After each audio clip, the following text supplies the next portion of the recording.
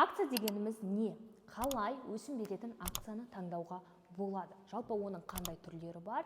Дәл қазір қандай акцияны сатып алуға болады? Дәл осы сұрақтарды бүгінгі сабақта айтып беретін боламын. Ал егер саған инвестиция деген не, инвестициялық портфель деген не және оны құру үшін нені білу керегі қызық болатын болса, менің алдыңғы мына видеома өт. Ендеше кеттік. Сіздермен байланыста мен Дана Кубентаева. Кеттік.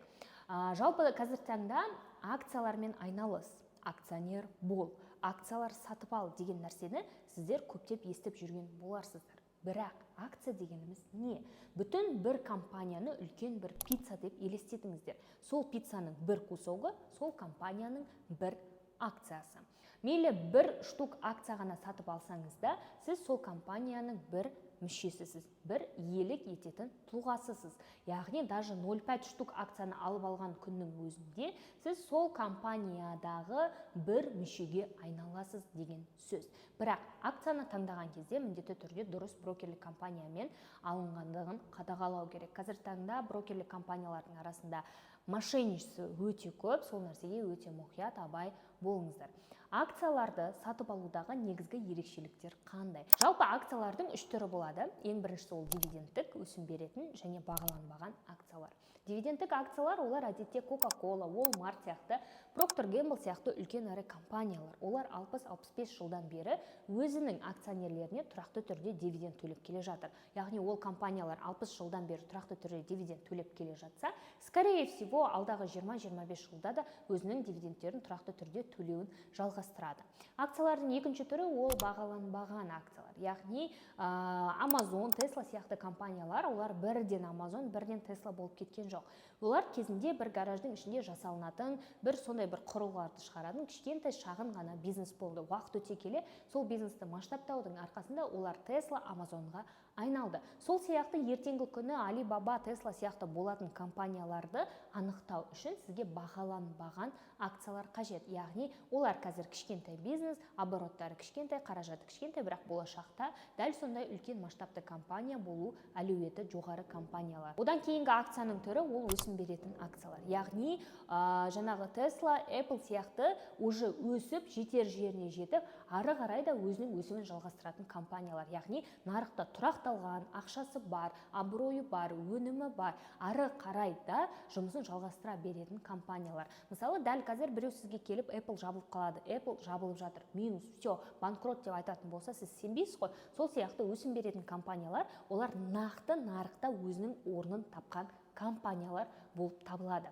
Енді акциялардың үш түрін білгеннен кейін акцияларды қалай таңдаудың негізгі ерекшеліктерін атап өтейін. Жалпы инвестициялық портфель құрған кезде сіздің ең бірінші түсіну керек нәрсеңіз ол акцияны қай аралыққа сатып алып жатырсыз. Яғни мен оны 3 айдан кейін сатып жіберемін ба, әлде 3 жылға дейін сақтаймын ба, немесе 30 жыл сақтаймын ба деген сияқты. Яғни мен мысалы Apple-дың акциясын алатын болсам, мен оны қай аралықта сатқым келеді. Мысалы, менің артық қаражатым бар, дәл қазір Apple-ды алып қойдым. Менің жоспарымда оны просто сатып алып 20 жылдан кейін рахатын көру болатын болса, ол типтегі акциялар бөлек болады. Ал егер сіздің мақсатыңыз дәл қазір мен сатып алдым, бір аптадан кейін немесе бір айдан кейін мен оны сатып, соның айырмашылығынан ақша тапқым келетін болса, ол дегеніміз бөлек ұғым болып табылады. Жалпы инвестицияда ұзақ мерзімді және қысқа мерзімді деген ұғым бар. Ұзақ мерзімді ол қандай да бір бизнеске вложение ретінде жасалынады. Мысалы, егер де ұзақ мерзімді инвестиция туралы айтатын болсақ, мынау телефон, Apple компаниясының телефоны, осы телефонды шығаратын бизнеске ақша саламын. Ал егер де уже Apple компаниясы бар, соның акциясы құлады, арзан кезінде сатып алдым, қымбаттады сатып жібердім ба, ол бізде краткосрочный инвестиция. То есть екеуінің ара жігін ажырата біліңіздер. Ұзақ мерзімді инвестиция қандай да бір бизнеске ұзақ уақытқа бизнестің өзіне салынатын болса, қысқа мерзімді уже тұрақталған, орныққан бар компаниялардың акцияларын просто арзан кезінде сатып алып, қымбат кезінде сату. Осы жердегі екі типтегі, екі портфельдегі акцияларды таңдаудың ерекшеліктері де әртүрлі болады. Егер ұзақ мерзімді туралы айтатын болсақ, ұзақ мерзімді портфельге әдетте болашағы үлкен компанияларды таңдаған дұрыс. Яғни сіз өзіңіздің ұзақ мерзімді инвестициялық портфеліңізді құрып жатқан кезде бірінші өзіңізге сұрақ қойыңыз. Так, мен қазір Tesla компаниясының акциясын сатып алсам, Tesla 10 жылдан кейін өмір сүреді ме, әлде өмір сүрмейді ме деген сұрақты қоясыз. Яғни ұзақ мерзімді инвестициялық портфельдегі қандай да бір акцияны таңдаған кезде ол бизнестің алдағы 10-15 жылдағы өмірі бар бола ма, ғұмыры ұзақ болады ма деген негізгі сұрақ туындайды. Ал қысқа мерзімді инвестициялық портфельде сіз Apple компаниясының акциясын арзандаған кезінде алып қымбаттағанда сататын болсаңыз, әрине ол жерде сол компанияның әділ құнын дұрыс білу керек. Яғни, мысалы қарапайым тілде жеткізетін болсақ, мына рубашка, мына жейденің бағасына сіз iPhone-ды сатып алмайсыз.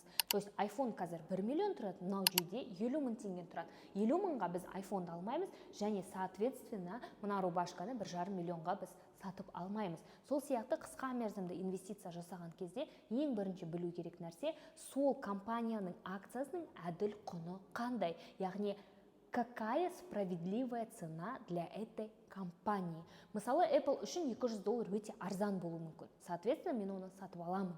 Егер де Apple-дың акциясы дәл қазір $500 тұратын болса, ол маған қызық емес. Себебі ол компания уже қымбаттап кеткен болып тұр. Енді сіздерге бір лайфхак айтайын. Қандай да бір компанияның акциясын дұрыс бағада, дұрыс уақытта таңдау үшін просто бір айдағы статистиканы алсаңыздар болады. Ол үшін көмекке ChatGPT, Google көмекке келеді. Соңғы бір айдағы құлаған мықты компаниялардың тізімін шығарып, сол компанияларды ары қарай зерттеу арқылы өзіңіздің портфеліңізге қоссаңыз болады. Яғни бұл бірден бір күшті лайфхактардың біреуі және бірегейі. Мысалы Apple, Tesla, Amazon, Alibaba және тағы үлкен ірі компаниялар, олар бүгін ертең нарықтан жоқ болып кетпейді. Олар банкрот болып жабылып қалмайды. Бірақ қандай да бір қосымша жаңалықтардың әсерінен ол компанияның акциялары уақытша құлдырауы мүмкін. Дәл сондай құлдыраған акцияларды уақытында дұрыс бағадан, дұрыс уақыттан сатып алатын болсаңыздар, соның өсімінен жақсы пайда көруге болады. Мысалы, менің өте мықты кейстарым бар. Тіпті $100 да бастап тапқан, $1000 да, $10,000 да жоғары табыс тауып, 5000 теңгеден 5 миллионға дейін табыс тапқан шәкірттерім жетерлік, және сол шәкірттерінің результаттарын барлығын мен сізге осы жерге қойып қоятын боламын. Дәл осылай акцияларды арзан кезінде сатып алып, қымбат кезде сатып алып, ол удачно, дұрыс таңдау болуы үшін ең бірінші білу керек нәрсе қай бағада, қай компанияны, қай уақытта сатып алу қажет. Егер дәл осы саланы, дәл осы мамандықты сен де үйренгің келетін болса, менің шәкірттерім сияқты дәл осындай нәтижеге жеткім келетін болса, менің өзімнің авторлық методикамен құрылған өзімнің авторлық курсым бар. Қазір таңда мен бірнеше елден білім алып келдім. Осы салада 4 жылдық тәжірибем бар, және Алматы қаласында офлайн академиям бар. Біздің академияға келіп білім алсаңыз болады. Ал менің сабақтарымның тарифтерін білгің келсе, және біздің сабақтарға тіркелгің келетін болса, мына номерге хабарласып, немесе төмендегі сілтемеге өтіп, менеджерге хабарласып, сабақтарға тіркелсеңіздер болады. Жалпы қандай да бір акцияларға инвестиция жасайтын кезде бірінші өзіңіздің біліміңізге мән беріңіз. Яғни сіздер міндетті түрде қандай да бір, ол Air Astana болсын, ол Каспий банк болсын, ол Apple болсын, ол Tesla болсын, қандай да бір компанияның акциясын сатып алып жатқан кездегі ең маңызды критерий дұрыс акцияны дұрыс бағадан, дұрыс уақытта сатып алу. Кез келген компанияның акциясын сатып алсам болды. Forte банктың 10 акциясын сатып алдым, мен инвестициямен айналысамын, мен акционермін деп айту үлкен қателік. Кез келген заттың, кез келген компанияның, кез келген бизнестің өзінің бір уақыты болады. Мысалы, Nokia компаниясын еске алатын болсақ, немесе Kodak компанияларын қарайтын болсақ, Nokia кезінде қандай телефон болды? Екінің бірінің қолында Nokia, ең күшті телефон қандай? Nokia 0073. Ал қазір Nokia-ны ешкім қолданбайды. Неге? Себебі ол уақытта, ол заман талабына сай өзгерістер уақытылы енгізе алған жоқ. Сол 20 жыл бұрын Nokia-ның акциясының бағасы трендте болып жақсы қымбаттаса, қазір оған ешкім мән бермейді. Сол сияқты Apple-да, сол сияқты Tesla-да. Яғни қандай да бір компанияның акциясын сатып алатын кезде міндетті түрде ол компанияны түбегейлі зерттеп, дұрыс шешім қабылдауға тырмысу керек. Жалпы бүгінгі видеода мен сіздерге акциялар туралы барынша көп мағлұмат беруге тырыстым. Егер видео ұнаса, маған тіркелуді және лайк қоюды ұмытпаңыздар. Ал сұрақтарыңыз болатын болса, комментарийге міндетті түрде жазыңыздар. Келесі видеода мен именно сол сұрақтарға жауап беруге тырысатын боламын. Сіздермен болған мен Дана Кубентаева. Маған тіркелуді ұмытпаңыздар.